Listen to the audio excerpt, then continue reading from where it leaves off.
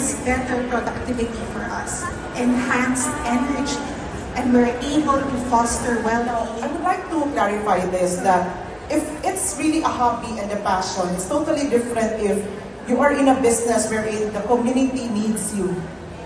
Oh, okay. You said enough about me. I don't want to be about me. Actually, I want to share more wisdom this afternoon. Yeah. But first, though, I want to say thank you for friends and family, relatives that we have. Introduce her and to have her on stage, none other than Miss Tony Miranda.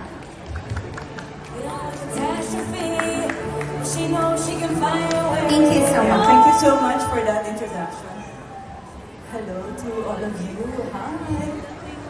That one is something that others cannot take away from you. However, because you were too busy chasing or trying to achieve the vows and stronghold, you are forgetting the original label that you already have. Ephesians 2:10. You are the masterpiece. The Lord have already created you, and that creation is anew in Christ, so that you can do good works that He has already planned for you. No matter what kind of good works you do, whether it's for advocacy, whether it's to help people, if it is not aligned with the label that the Lord has given you, check on it.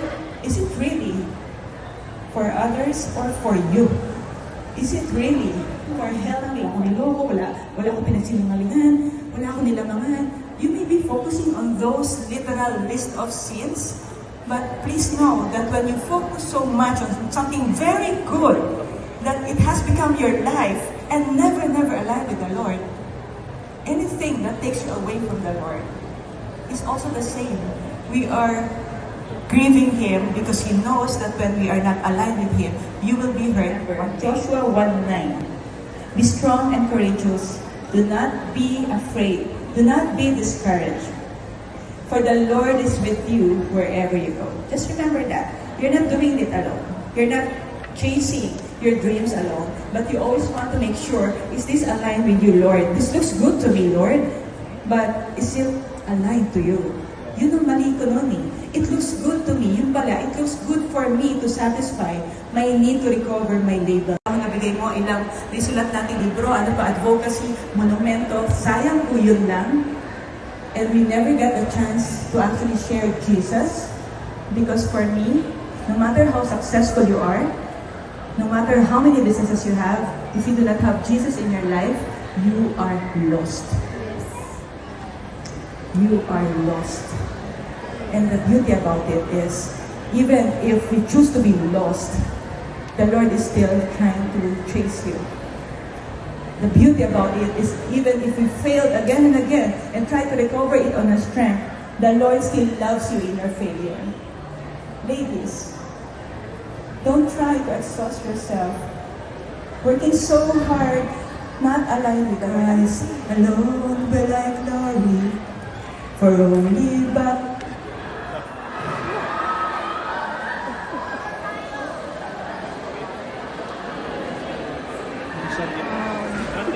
Blackout in Ayala Mall.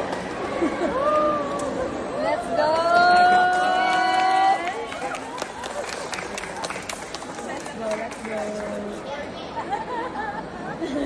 Hey!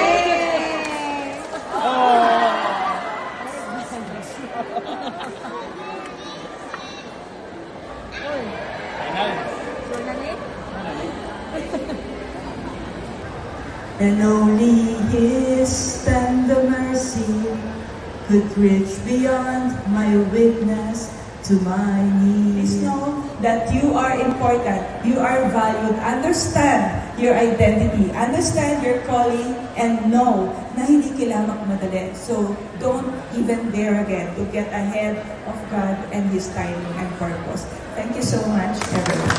Thank you so much, Ms. Tony Miranda. You just didn't give us a purposeful insights about our business. You also gave us a faith-filled talk, and for that, may God bless. All right, so I'd like to request all our